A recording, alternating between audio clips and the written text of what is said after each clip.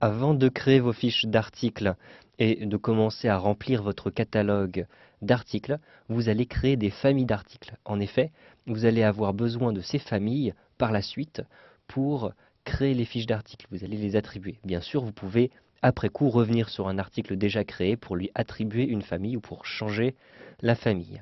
Mais enfin, il est plus simple de commencer par créer les familles d'articles.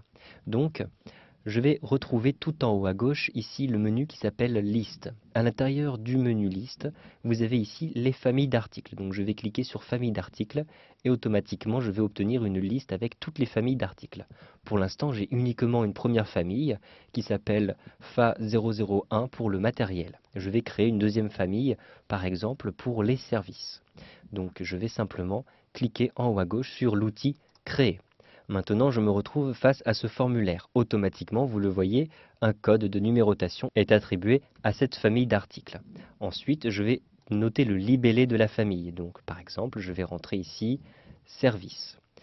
Ensuite, vous le voyez ici, plusieurs onglets. Pour l'instant, nous sommes dans l'onglet qui s'appelle Complément. Tout de suite, vous allez sélectionner la TVA que vous souhaitez appliquer. En cliquant sur la liste, vous avez déjà le choix entre les différentes TVA, donc la TVA à 19,6 et celle à 5,50. Vous avez aussi une TVA exonérée, donc si vous avez des produits qui sont exonérés de TVA. Si vous souhaitez ajouter une TVA particulière, vous allez simplement cliquer tout en haut dans le menu Liste. Ensuite, vous allez retrouver ici TVA. Bientôt, la TVA à 5,5 sera remontée à 7%, donc vous pouvez aussi modifier les TVA en double-cliquant dessus et en changeant le taux à cet endroit-ci. Je vais maintenant fermer cet onglet-ci et fermer aussi cet onglet-ci pour retourner à ma famille d'articles, puisque de toutes les façons, je vais conserver ici une TVA à 19,6.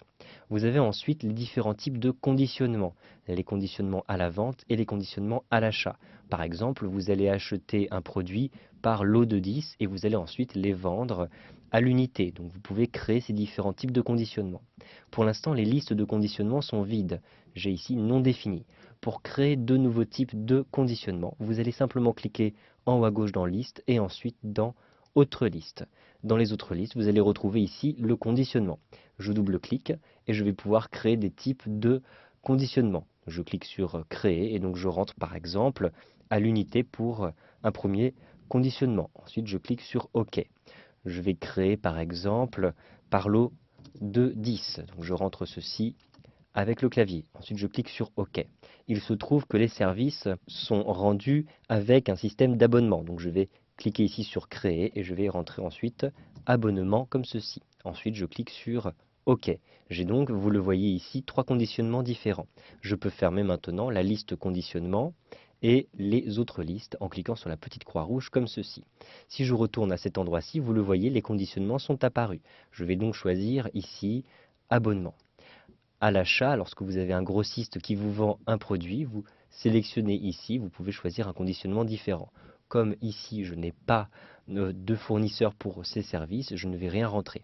Ensuite, vous allez rentrer le coefficient de marge. Le coefficient de marge, c'est la marge que vous allez faire sur un produit que vous allez revendre. Donc par exemple, si je rentre 1,25 à cet endroit-ci, je vais faire une marge de 25% sur un produit. Vous avez ensuite la garantie en mois. Donc je vais rentrer par exemple 24 mois pour la garantie. Je rappelle ici que lorsque vous modifiez le coefficient de marge, il sera appliqué automatiquement lorsque vous allez changer le prix d'achat chez le fournisseur.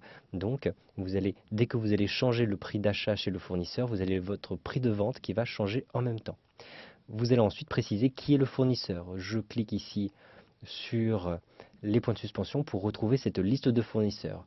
J'ai créé auparavant 3 fournisseurs. Par exemple, ici, je vais sélectionner Projet Service. Ensuite, je clique sur OK. Et donc, vous le voyez, j'ai le fournisseur qui est sélectionné à cet endroit-ci.